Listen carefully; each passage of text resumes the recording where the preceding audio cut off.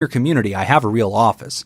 So Talkspace.com, BetterHelp.com, online therapy, guys, is the future. I think that that's going to be the way that more people access care. And whatever you're going through, whether it's significant or it feels a little mild, seeing a therapist is the right thing. Nick, in this writer's case, she says, I'm not necessarily having too much problems here, but I'm going through some life stress, some things I want to talk about. That's totally appropriate to talk to an online therapist about. Yeah, and we're really getting to this point in our society where there's no more excuses for not being in therapy. Right. I mean, it is becoming a lot more convenient. It's now being covered by insurance. So yeah, any access you have to it, take it. I agree. So check out BetterHelp.com, check out Talkspace.com. There's a lot of other good providers out there, but those are two that are extremely reputable, and they tend to contract with licensed therapists in your state. Don't hesitate. Okay, get out there, do it now, go forward. Internet therapy is the future, guys. There's no reason to put it off. Online therapy, talk therapy, doing it over the phone. I've even seen texting therapy, which is a little bit interesting. I think that's a different dynamic, but for some people that really could be a good fit because they could think about what they want to write. So that could be good too, but at the end of the day, Nick's point, anything is better than nothing. So definitely get started today. Absolutely. We're going to take a quick break. When we come back, we talk about paranoid delusions. You're listening to Pod Therapy.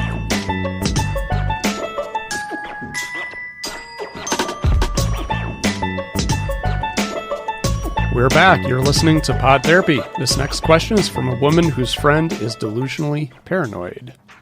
Hi, guys. I'm a 22-year-old woman who has recently finished university, and lately I have been concerned about a close friend of mine, the same age, who I've known since childhood. Last semester, she dropped out of uni and moved back in with her parents. When I asked her about this, she simply stated that she wasn't feeling well and didn't seem to want to elaborate further. I continued to meet up with her once or twice a month, and aside from vaguely alluding to some bullying incidents that happened at uni, she seemed fine and quite positive about the future.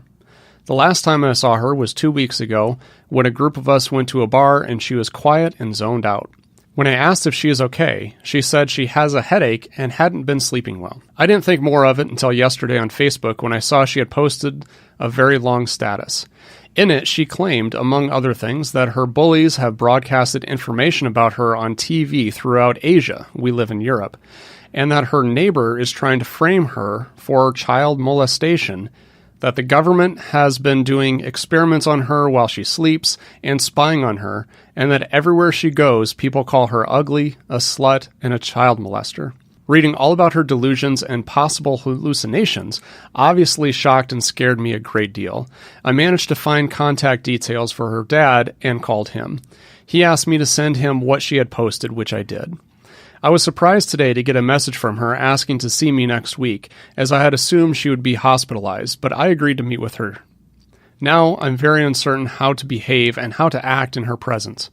I also don't know if I should contact our other friends and tell them about the delusions for safety reasons, or if this would be an invasion of privacy, although she did post them on a public forum. I also don't know if I should discuss the delusions with her or how to act if she brings them up. Thank you. Gosh. So that does sound pretty clearly. I mean, we use the word paranoia. This is probably a good moment here to talk about what is, a delusion, right? Because she says delusions, maybe hallucinations. But yeah, so a delusion is an untrue interpretation of your reality. So when this person is described as believing that people are talking about you, believing that you're being called a child molester on the internet or in Asian media, sensing that people are against you, believing that the government is spying on you, that's not a hallucination in that you're seeing or hearing something that isn't actually there. It's a delusion in that your perception of reality is wrong. That's not a likely explanation of what you're experiencing. But Nick, she also talks about hallucinations. She talks about specifically hearing people's voices as she's walking down the street, calling her a child molester, calling her ugly, calling her a slut. We've seen this kind of thing before, and we've seen people that have paranoid delusions, paranoid hallucinations. We've also seen people that might have diagnosed schizophrenia, which we've talked about on the show before. Mm-hmm. These tend to be symptoms of schizophrenia, though they don't necessarily live inside of schizophrenia. But this is the kind of thing that somebody's usually medicated for, and they usually end up receiving some antipsychotics. Yeah, there's treatments for it, and it can be very scary, because in this individual's mind, everything, all their behaviors make sense. It's all a response to what they are perceiving as their reality. But when you're outside of that, looking at it, it's kind of scary, and you're like, what's going on? Because I think part of the fear is the unpredictable nature of it.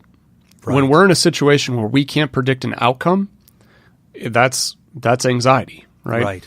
Actually, I had a neighbor recently that lived kind of down the street from me, and he was obviously having some kind of delusions and hallucinations. He'd be out in the street, with his shirt off, just yelling at people who weren't there. Right. And even I, as a therapist, was kind of like, oh, shit. Yeah. I should lock the door. Like, I'm kind of afraid. Right, But to your question, how should you deal with this? What should you bring it up? Should you not say anything? I would say first and foremost, just be a friend. Yeah. Be supportive. Meet with her, listen to what she has to say.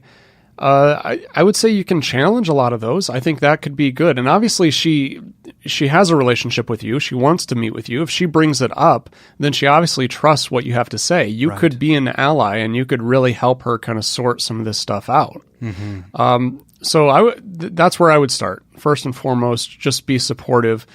Don't be afraid. Don't be afraid. You're not going to break her. Yeah. That's another thing. A lot of people misperceive. Right. You're not going to make things worse. You're not going to be able, you're not going to go in there and say, oh man, I said this and then it got crazy. Right. Or I put an idea in their head. There's plenty of ideas in their head. You are not responsible for any of them. I like what she did, Nick, where she alerted the dad and said, hey, I'm seeing this on social media. I just wanted to send it your way. That's very smart. I think letting the family know is very important. She may discuss that with you. Whenever you guys meet, she may say, hey, my dad said that you sent him this. Here's what's going on, or here's what I was saying, or whatever. And that's okay. Don't be afraid. That's not likely to turn into conflict so much. But, another thing that she had said was, I'm surprised this person called me because I thought they would be hospitalized. So Nick and I have both had to do this. All therapists at some point in their career have to do this. Just in recent history, I had to do this, where I was called to somebody's house and I could, meet the person. And the person that I met was in this kind of state. They were paranoid. They believed that they were being spied on. They were very afraid that others were going to harm them. Now, they had de-escalated, or I should rather say regressed. They regressed to the place where they were incapable of taking care of themselves, and they were considering hurting other people that they believed were plotting against them, and they were sort of living in the desert and just burning in the 110-degree sun and not eating, not sleeping. It had gotten really bad. When that kind of thing happens, a therapist might evaluate that person and might put them on what's generally referred to as a legal hold.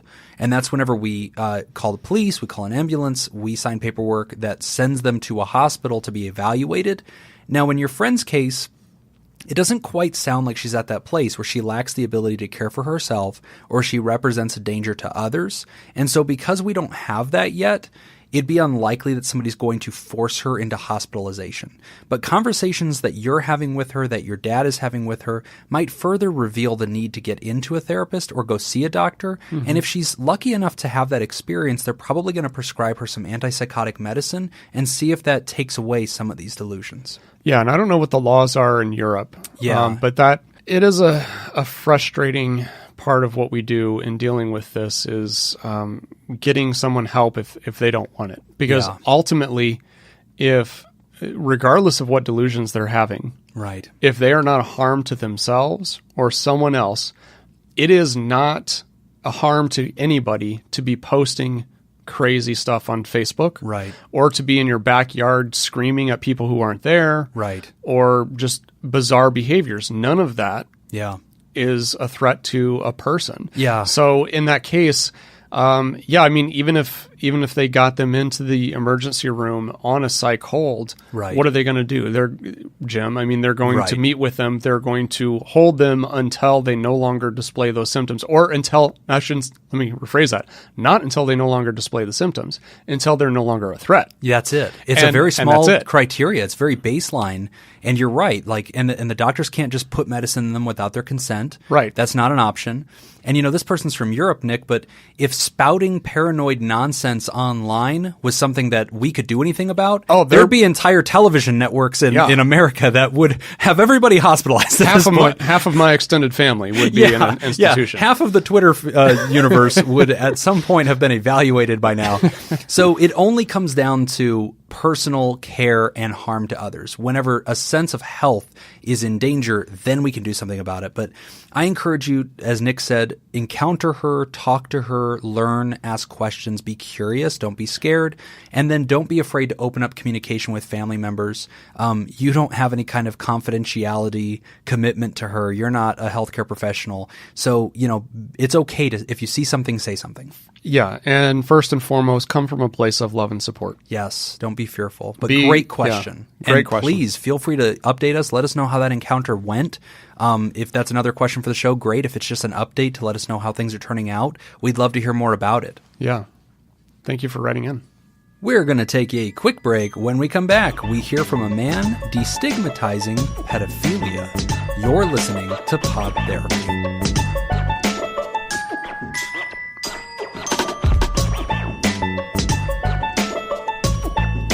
We're back. You're listening to Pod Therapy, and this next question is from a man who wants pedophiles to get therapy. Okay, this person writes in, am I making a mistake by destigmatizing pedophilia? I'll try to keep this short. I know this probably isn't something you'll want to address on air. Wrong. Wrong! We'll show you. You have no idea what we will address on air. You have no idea how low we will go. Okay, but I could use an outside opinion to know if what I'm suggesting is harmful, so that, if so, I can fix it.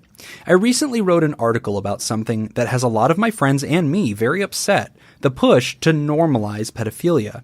I decided to take as cold and rational a look at the problem as possible.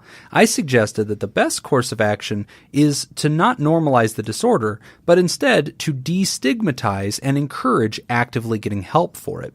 Some of my friends are accusing me of being a pedophile apologist, of defending and legitimizing people who want to hurt kids. I suffer from depression and anxiety, and I know what the stigmatization of treatment does to me. I can only imagine that it's much worse for pedophiles. Thus, I think destigmatizing treatment, but not the act, is the best way to protect kids. I have a moderate following, and I'm responsible for what I say, so I need an outside opinion.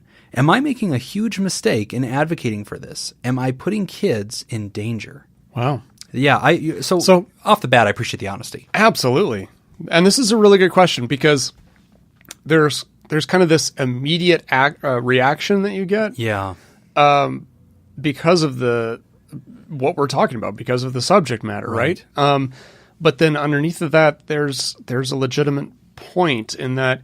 But man, that's a really tough line to kind of navigate. Is. It kind of reminds me of where addiction was 20 or 30 years ago. Right.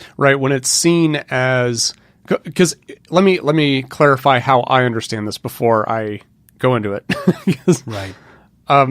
What I understand our listener is saying is that not to normalize the behavior. Right. Not to make an excuse for the behavior. Not to condone the behavior.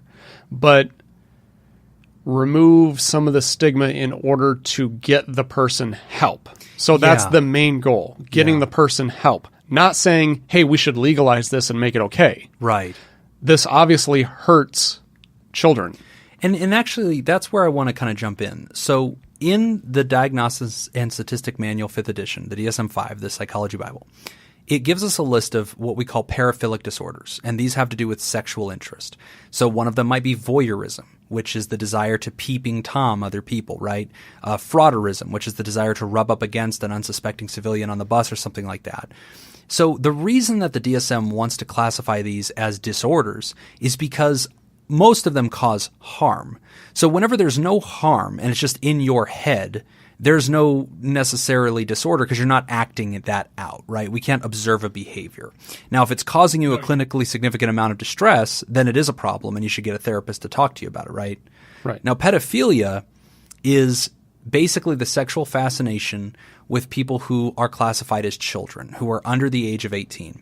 Now, some people have brought up the interesting evolutionary dynamic of this, because until we had societies to arbitrarily designate 18 as the age, it wasn't necessarily so. In the state of Nevada, the age of sexual consent is 16, and that befuddles a lot of the other 49 states because I think we're the youngest one. So what that means is in Nevada, a 30-year-old could have sex with a 16